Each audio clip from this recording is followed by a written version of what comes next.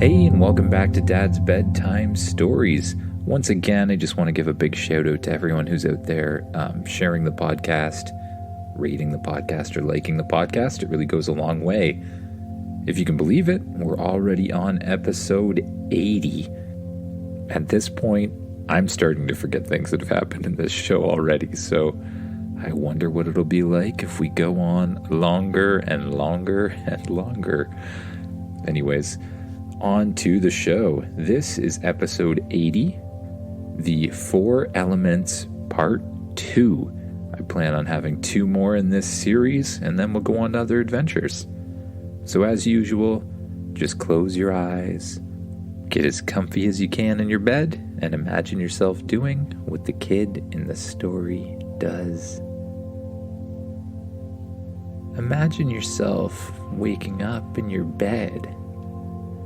You hear a banging coming from the door. Huh? What's that? You get up, rub your eyes a little bit, and look all around you. You remember that you're inside the Magic Academy in one of the dorm rooms. Who's there? You ask. It's me.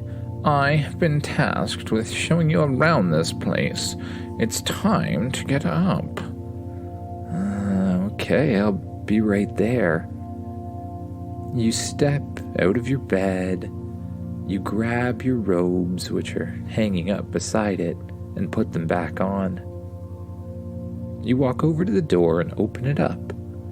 And in front of you, you see a floating book. Finally, says the book.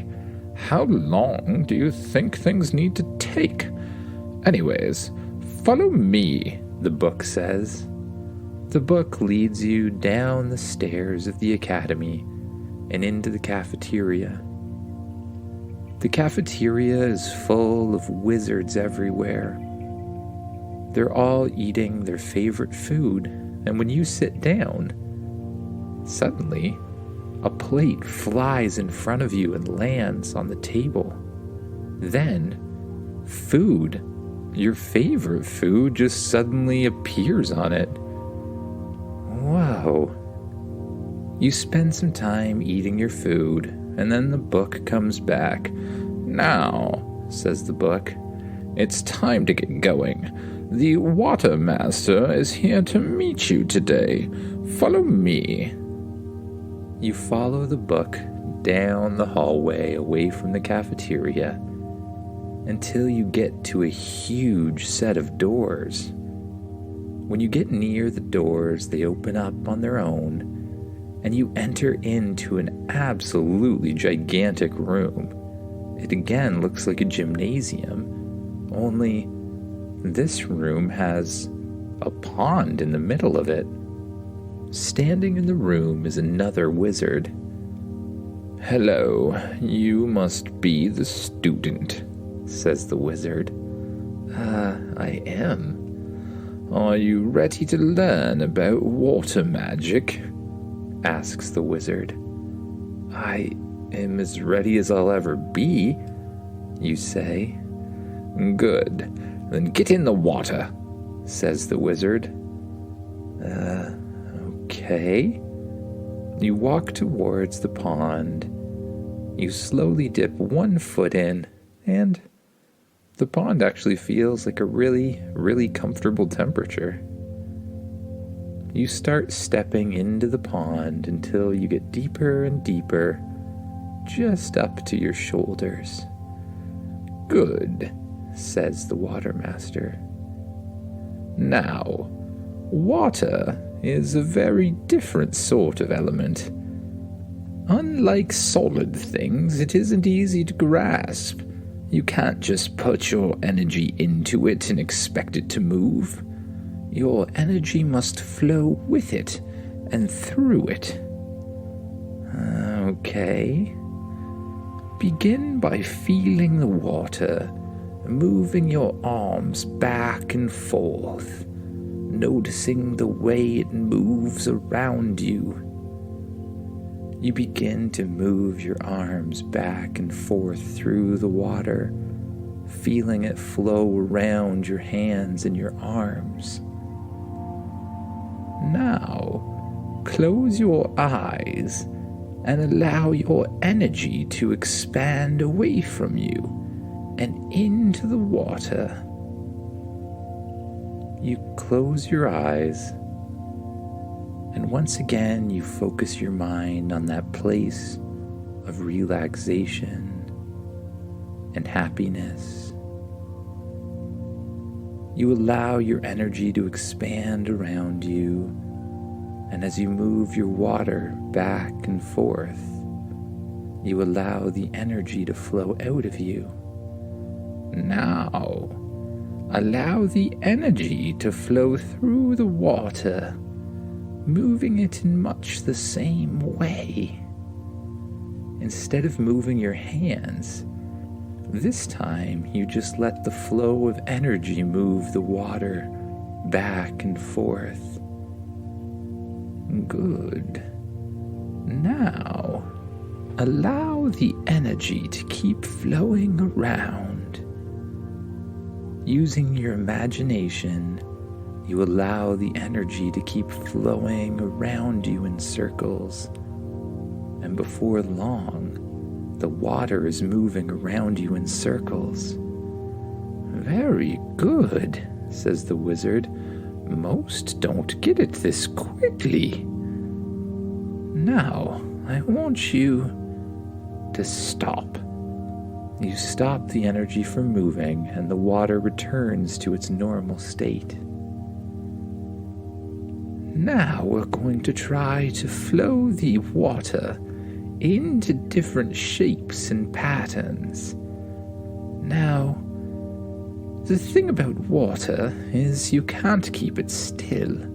Water likes to move, so you must keep it moving. Don't just imagine the shape as a static thing. Imagine it as a flowing thing where the water moves back and forth. I want you to try to make a tentacle or an arm out of the water. You focus your mind on creating the water into a tentacle. You allow your energy to flow into it, and you attempt to shape it into a long, tentacle-like structure. The water reaches up in front of you, but then it just falls apart and falls to the ground. Good start, says the wizard, but you must keep it flowing. You can't hold the water in one place. Let the water flow back and forth within the tentacle. This time you try to imagine the water as a stream rising up out of the pond and returning back to it. Before long, you're able to raise the water up out of the pond into a huge tentacle. You can feel the water flowing back and forth through it, continuously moving. Good, good. Now, a second one, says the wizard. Keeping the first one going, you do your best to make a second one flow out of the water. And before long, you have 2 tentacles of water. Now try moving them around. You send your energy back and forth and allow the tentacles to move around like extensions of your body. The huge streams of water move left and right. Good.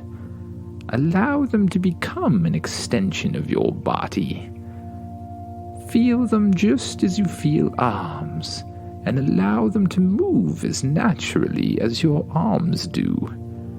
You don't have to think about it, you just do it. You keep the tentacles moving back and forth, and eventually it starts to feel very natural. You can extend them out and pull them in, move them left and right just by thinking about it. The flow of the water is beginning to feel natural. You start to imagine the water swirling around your body and lifting you up out of the pond. And the water starts to swirl, and it lifts you up out of the pond just like you imagined. You're now floating above the water on top of a huge pillar of spinning water with two giant tentacles spinning left and right. Now let's put it to a bit of a test.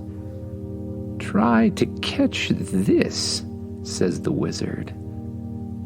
The wizard reaches their energy into the pool of water and brings out a few huge blobs. Then they form the blobs into spikes that freeze into giant icicles. Catch, says the wizard. The wizard shoots the icicles towards you, and without thinking, you whip one of the water tentacles towards it and break it apart. The wizard starts sending more icicles, but quite easily you're able to hit each one of them, using one tentacle or the other. I think you may be ready for another test. But before we begin, I would like to remind you that the lessons you learn here at the Academy are not meant to be separate. Yesterday, you learned about energy and heat. Well, that's important here, too. What do you mean, you ask? Well, that's for you to figure out, says the wizard. Now, your job is to use the water to defeat the enemy. The wizard raises their staff up into the air. It starts glowing with a huge red light. Then they shine the beam of light onto a rock that's sitting nearby. The rock begins to turn red. Huge cracks of lava break open in it. The rock starts to melt and reform its shape to have two giant arms and two legs. Standing in front of you is a lava monster.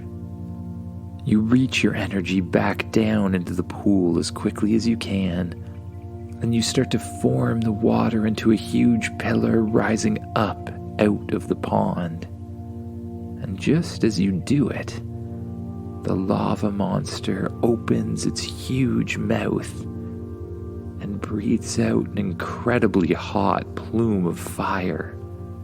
It hits the water and instantly evaporates it into nothing. Then it jumps forward into the pond, lands straight inside it, and starts to glow as hot as it can. And as it glows, the water in the pool evaporates and disappears. How am I supposed to use the water if there's no water? You say. The lava monster sets its sights on you and shoots another fireball towards you. You quickly jump out of the way. What am I going to do, you think? I guess I better do what I know best. You focus inside as quickly as you can, and you begin to imagine yourself going faster and faster and faster, and with a huge burst of energy, everything around you stops. The lava monster is completely frozen in time because you are moving so fast around it. You run up to the lava monster, remembering how breakable things are when you're moving this quickly, and you begin to hit it with your staff. You break its arms into pieces, and you break its legs into little pieces, its body, its other arm, its other leg, and then, completely exhausted, you stand in front of the lava monster, take a deep breath in, and allow time to return to normal. The monster suddenly falls apart in the air and falls down to the ground. Phew, you say.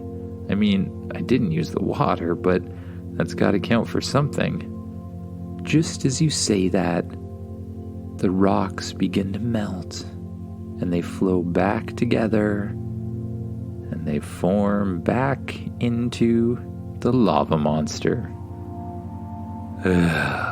You say. The lava monster continues to shoot huge plumes of fire and chunks of lava. You keep dodging and getting out of the way, but you're starting to get tired. It's really hot in the room and the air feels so thick. Wait a second, you say. The air feels thick because it's humid in here. That means the water didn't disappear. It just evaporated into the air. In order to buy yourself time, you focus once more on speeding up and going as fast as you can, and with a huge burst of energy, time stops once more.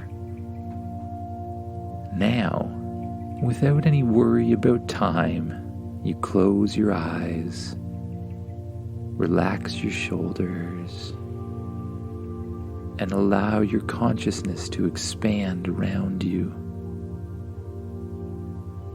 You feel the air and the water, and you allow your energy to flow out into it. But the water feels a little different, as if it's vibrating faster. Because it's hotter, you think. It is vibrating faster. You focus your mind on allowing the water in the air to vibrate a little bit slower. And before long, you start to see huge things of water in the air. This is probably what the wizard meant by the other lessons mattering. It's just like with fire. The water changed states because it got hotter. It started to vibrate faster. And by stopping it, I turned it back into water.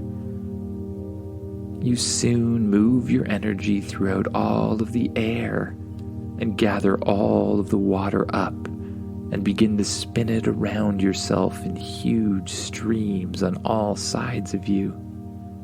You allow time to return to normal, and you shoot a stream of water straight at the lava monster. The stream of water slows it down a little more, turning it partially into rock. But as you run out of water, the lava monster heats up again and begins to move. It's not enough. You continue to gather the water again from the air, spinning around your body. The lava monster attacks, and you jump out of the way and hit it with a stream of water once again. The water's just not cold enough to stop it. You then remember what the wizard did in gathering the water and turning it into ice. Can I do that, you wonder?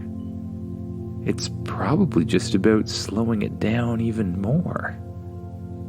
You focus on a small section of the water, and you begin to try to slow down its vibration. And what do you know? The water turns into a chunk of ice. You speed it up, and it turns back into water. Cool, you say. Once again, you dodge an attack from the lava monster off to the side. You gather all of the water together and you start spinning it around your body in a huge column. Then, with one last burst, you push all of the water forward at once as hard as you can, and as it hits the lava monster, surrounding it entirely in water, you stop the water from vibrating and freeze it in place.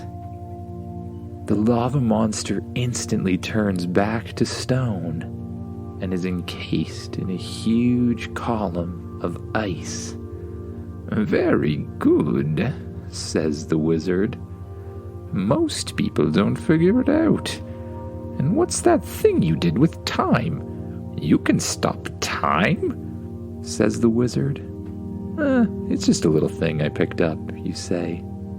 "Well, that's certainly enough for one day, if not an entire year of study. Very good.